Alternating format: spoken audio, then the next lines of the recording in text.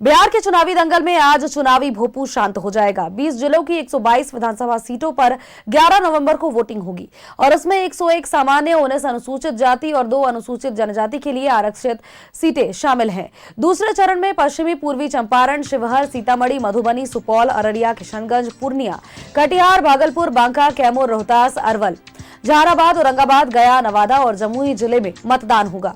और इस चरण में कुल 1302 प्रत्याशी चुनावी मैदान में उतरे हैं और इसमें 1100 अगर बात करें तो 65 पुरुष है, 136 महिला और एक थर्ड जेंडर के उम्मीदवार शामिल हैं। दूसरे चरण में सर्वाधिक 22 से 22 उम्मीदवार वाले 3 विधानसभा क्षेत्र हैं और इसमें कैमूर में चैनपुर, रोहतास का सासाराम और गया जी का गया शहर विधानसभा क्षेत्र शामिल है, जबकि सबसे कम उम्मीदवार वाले 6 विधानसभा क्षेत्र हैं जहां पर 5-5 उम्मीदवार चुनावी मैदान में हैं। इनमें पश्चिमी चंपारण का लोहरिया, चनपटिया और पूर्वी चंपारण के रक्सौल, सुगौली, सुपौल में त्रिवेणीगंज एवं पूर्णिया की बनमनखी विधानसभा क्षेत्र शामिल है। और दूसरे चरण में अगर बात करें तो बिहार के 20 जिलों में बनाए गए 45,399 बूथों पर मतदान होगा। इसमें शहरी क्षेत्र में 5,326 और ग्रामीण क्षेत्र में 40,073 मतदान केंद्र बनाए गए हैं। कुल 45,399 बूथों में 45,388 सामान्य बूथ हैं, जबकि 11 सहायक बूथ शामिल हैं। और इस चुनाव में 3,70,13,556 मतदाता अपने मताधिकार का इस्तेमाल करेंगे, जिनमें की 1,95,44,041 पुरुष हैं और इसके अलावा 1,74,68,572 महिला और 443 थर्ड जेंडर के मतदाता शामिल हैं।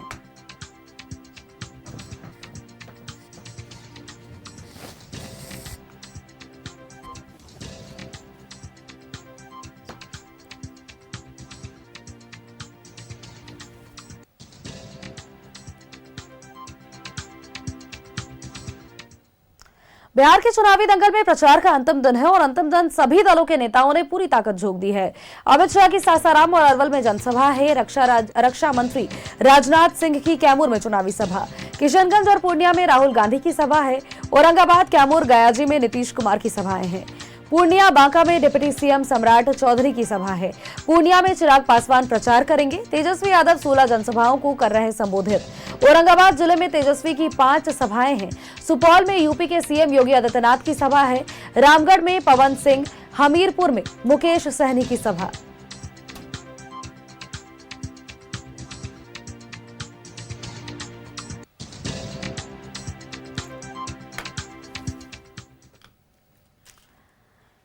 और सीधा आपको पटना लिए चलते हैं, जहां से हमारे सहयोगी अस्मित हमारे साथ बने हुए हैं। अस्मित का एक बार रुख कर लेते हैं। अस्मित, बिहार विधानसभा चुनाव को लेकर के आज का दिन बेहद महत्वपूर्ण है, क्योंकि आज आखिरी चरण यानी कि दूसरे चरण के लिए चुनावी प्रचार का शोर थम जाएगा। ऐसे में अपने तरफ से दोनों ही खेमों से अगर हम बात करें, इंडिया गठबंधन से भी और एनडीए से भी, तो लगातार दावे और वादे जारी हैं। आप फिलहाल कहां पर मौजूद हैं, क्या कुछ आप देख पा रहे हैं वहां बिहार में अभी फिलहाल कैसी हलचल, क्योंकि चुनावी प्रचार रफ्तार पकड़ चुका है?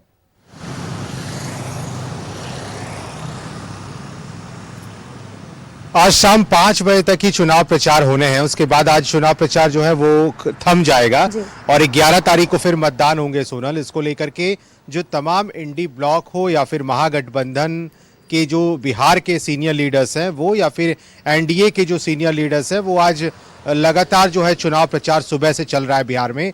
सीएम नीतीश कुमार आज बिहार के कैमूर जिले के चैनपुर पहुंचे हैं। वहां वो जमा खान के लिए वोट मांगने के लिए वहां पहुंचे हुए हैं और विशाल जनसभा को सीएम ने संबोधित किया है। नीतीश कुमार ने बिना नाम लिए लालू यादव पर बड़ा हमला किया। अभी से थोड़ी देर पहले उन्होंने कहा कि 2005 के पहले जो है महिलाएं कितनी सुरक्षित थी बिहार में, ये लोग जानते हैं। जब हमारी सरकार बनी तो बिजली से लेकर के वो तमाम चीज़ों पर हमने ध्यान दिया है और यही कारण है कि आज बिहार में विकास हुआ है। हमने युवाओं के लिए काम किया है, महिलाओं के लिए काम किया है। लेकिन 2005 के पहले वाली सरकार में क्या होता था, सिर्फ बेटे और बेटियों के लिए वो लोग काम करते हैं और अपने लालू यादव का बिना नाम लिए नीतीश कुमार ने कहा कि अपने हटे तो अपनी पत्नी को सीएम बना दिया। तो ये तमाम देखिए जो बात है वो जनता को बताने की सीएम नीतीश कुमार कोशिश कर रहे हैं ताकि लोग उन पर विश्वास करें और एनडीए की सरकार एक बार फिर से बिहार में आए, ताकि नीतीश कुमार जब मुख्यमंत्री बने तो आगे का काम जो बच गया है वो पूरा करेंगे। नीतीश कुमार का ऐसा दावा है, इसलिए वो आज अलग अलग जगह पर जा रहे हैं, वहां चुनाव प्रचार कर रहे हैं और अपने प्रत्याशियों के लिए वहां पर खास तौर पे वोट मांग रहे हैं। इसके साथ साथ जो सीनियर लीडर्स एनडीए के हैं, राजनाथ सिंह का भी आज कार्यक्रम है, अमित शाह का भी कार्यक्रम है।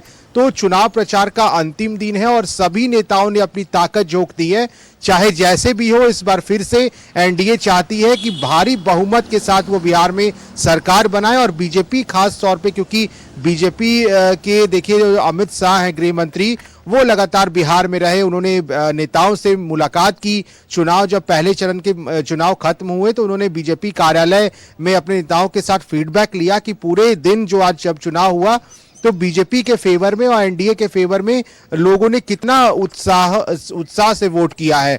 तो फीडबैक लगातार लिया जा रहा है और आज जब अंतिम चरण का चुनाव प्रचार थमने वाला है शाम 5 बजे, तो नीतीश कुमार के साथ साथ एनडीए के जो नेता हैं ये जानते हैं कि आज ही वो दिन है जब हम जनता को एकजुट कर सकते हैं, क्योंकि कल फिर चुनाव प्रचार नहीं होंगे और महागठबंधन की तरफ से भी तेजस्वी यादव का जन्मदिन है। लेकिन इसके बावजूद वो इस समय विधानसभा क्षेत्रों में घूम रहे हैं, वहां पर अपने प्रत्याशियों के लिए वोट मांग रहे हैं और सिर्फ 6 महीने का दावा किया जा रहा है कि अगर महागठबंधन की सरकार बनी तो सिर्फ 6 महीने में तेजस्वी यादव युवाओं को रोजगार लेंगे। तो अपने अपने दावे किए जा रहे हैं अंतिम दिन चुनाव प्रचार का और 5 बजे ये थम भी जाएगा। बिल्कुल, और देखिए अपने अपने तरफ से आपने बिल्कुल ठीक कहा कि दावे और वादे लगातार किए ही जा रहे हैं अस्मित। तो ऐसे में एक और जानकारी हम अपने दर्शकों तक साझा करने चाहेंगे आपके माध्यम से। देखिए लगातार चुनावी प्रचार प्रसार का दौर चल रहा है और ऐसे में अगर हम बात करें तो जमीनी हकीकत पर क्या कुछ रंग ला रहा है ये अभी कहना मुश्किल होगा, चूंकि 14 तारीख को चुनावी नतीजा आएगा। लेकिन इस बीच एक बड़ी अपडेट जो लगातार सामने आ रही थी, देखिए पिछले दिनों चुनावी पहले चरण का जो चुनावी मतदान हुआ था उस दौरान वोट प्रतिशत में इजाफा हुआ था और इस बार को रिकॉर्ड मत कहा गया था। और ऐसे में अगर हम बात करें तो पहले इंडिया गठबंधन ने यह साफ तौर पर कहा था कि एसआईआर की प्रक्रिया के बाद कई लोग ऐसे हैं जिनके नाम काट दिए गए हैं, लेकिन वोट प्रतिशत में काफी ज्यादा इस बार इजाफा देखने को मिला। तो क्या ये कहा जा सकता है अस्मित की जो लगातार आरोप लगाया जा रहा था एसआईआर की प्रक्रिया को लेकर के इंडिया गठबंधन की ओर से, क्या वो महज एक झूठा दावा था? देखिए एसआईआर को लेकर के विपक्ष ने भारी बवाल किया था बिहार में। तेजस्वी यादव ने लगातार प्रेस कॉन्फ्रेंस करके चुनाव आयोग पर बड़ा हमला बोला था और कहा था कि ज्ञानेश कुमार खुद आकर जवाब दें।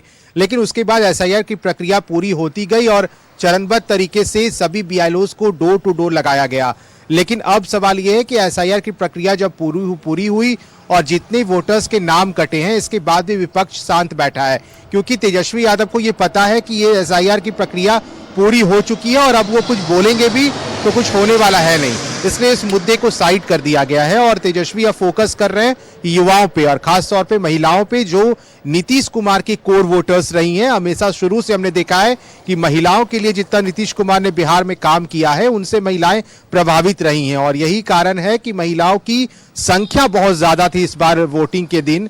लंबी लंबी कतारें थी हर बूथों पर जहां पर बढ़ चढ़कर महिलाएं हिस्सा ले रही थी। तो एसआईआर की प्रक्रिया को लेकर के विपक्ष का भले ही खूब बवाल देखने को मिला बिहार में, लेकिन यह मामला अब शांत हो गया है, क्योंकि तेजस्वी को यह पता है कि एसआईआर की प्रक्रिया पूरी होने के बाद अब वैसा कुछ सामने आ नहीं सकता है उनके बोलने पर भी। इसलिए इसे साइड करने के बाद जो फोकस है वो सीधे तौर पर चुनाव पर है, ताकि कैसे महागठबंधन सभी सीट को निकाल पाए और बहुमत से सरकार बिहार में बना पाए। देखना होगा 1-2 दिनों के बाद जब मतदान होंगे और उसके बाद जब परिणाम आएंगे तो सब साफ हो जाएगा बिहार में। बिल्कुल, किसके दावों में कितना दम है और जितने भी लोग दम भर रहे हैं, आखिर कौन नतीजा कितना ला पाता है, ये 14 तारीख को तय हो पाएगा। बहुत बहुत शुक्रिया अस्मित, तमाम अपडेट्स, तमाम जानकारियों के लिए।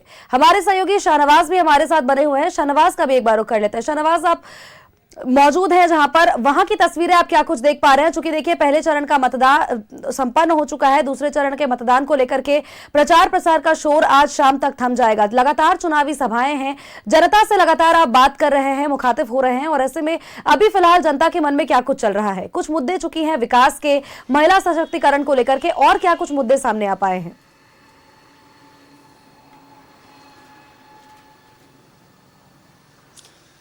देखिए, मैं इस वक्त किशनगंज में हूँ। किशनगंज जो है वो बिहार का बॉर्डरिंग डिस्ट्रिक्ट है और सबसे आखिरी डिस्ट्रिक्ट है। उसके बाद पश्चिम बंगाल शुरू हो जाता है और उसके बाद बांग्लादेश शुरू हो जाता है। और अभी आधे घंटे पहले मैं देवीगंज के बांग्लादेश बॉर्डर से लौट करके आया हूँ और मैंने अपनी आंखों से देखा है कि किस तरह से भारतीय सीमा सुरक्षित है बीएसएफ के सर्विलांस के वजह से। और स्थानीय नागरिक, जिसमें बड़ी संख्या में मुसलमान ही हैं जो बॉर्डर पर खेती किसानी करते हैं, और उस पार बाकायदा एक द्वार है और द्वार खुलता है सवेरे 7 बजे से लेके दिन भर तक वो खुलता है 6 बजे शाम तक।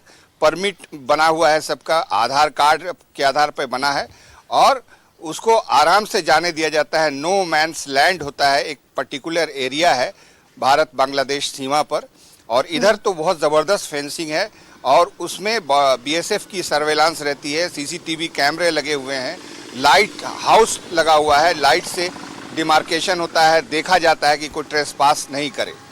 तो बहरहाल अब बात करते हैं किशनगंज के चुनावी माहौल की। तो किशनगंज जो है ये बहुत सेंसिटिव एरिया है। वोटिंग की अगर बात करें तो यहाँ पर जो पैटर्न है वो ये रहता है कि यहाँ पर जो मुसलमान मतदाता हैं वो लगभग 72 से 80% के आसपास हैं।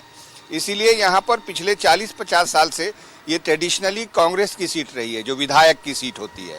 आपको याद होगा कि कालांतर में जब भी किसी नेशनल मुस्लिम लीडरशिप को कोई सेफ सीट की तलाश होती थी तो नेशनल इशू पर बात करते वो अपने आप को जाके किशनगंज में ही आजमाता था, जिसमें एमजे अकबर आप देख सकते हैं उदाहरण के तौर पर, वहाँ के एमपी रहे। शाहबानो केस में हाईलाइट हुए सैयद शहाबुद्दीन थे, वो 2 बार यहाँ के सांसद बने और अब भी लोग आते हैं। लेकिन अब स्थानीय लोगों के बीच एक फीलिंग ज़बरदस्त ढंग से पनप गई है कि बाहरी लोगों को आने नहीं देना है। बाहरी लोगों का मतलब होता है जो किशनगंज का मूल निवासी है वही यहाँ का जनप्रतिनिधि बनेगा। अब इस फीलिंग को लेकर के ही पॉलिटिक्स होती है। अब एसआईआर का सवाल है, तो एसआईआर को लेकर के मैंने बहुत सारे लोगों से बातचीत की। तो एसआईआर में ये है कि एसआईआर में जिनके पास डॉक्यूमेंट है इंडियन गवर्नमेंट का किसी भी प्रकार का या उनके माता पिता का, उनका नाम हरगिज नहीं कटा है। अभी तक मुझे कोई भी व्यक्ति ऐसा नहीं मिला कि वो कहे कि मेरा नाम काट दिया गया है। नाम कैसे कट सकता है, क्योंकि ये सारा कुछ जो है पोर्टल से संचालित होता है। आपके पास अगर कोई डॉक्यूमेंट है, ज़मीन के आप मालिक हैं इंडिया में, तो आप उससे अप्लाई कर सकते हैं, वेरिफिकेशन होगा फिर। तो ये सब पॉलिटिकल इशू है कि एसआईआर में नाम काटा जा रहा है। जो लोग मर चुके हैं उनका नाम तो कटेगा ही, और वो जो बीएलओ है उसकी रिस्पॉन्सिबिलिटी है कि फिजिकली उस व्यक्ति से मिले, उसको देखे, मोबाइल से उसकी तस्वीर भी खींचेगा अगर उसको कुछ डाउट होगा। तो एसआईआर की प्रक्रिया हुई है और ठीक ठाक ढंग से हुई है, ऐसा यहाँ के स्थानीय लोगों का मानना है।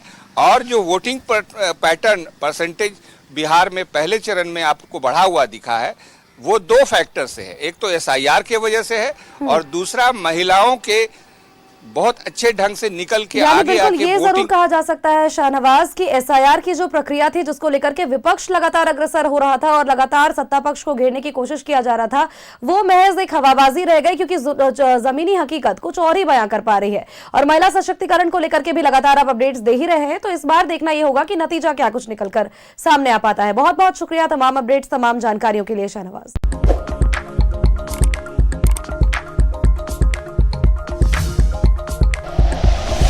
Like and share videos, subscribe करें हमारा चैनल और प्रेस करें बेल आइकॉन। न्यूज़ 11 भारत, सच है तो दिखेगा।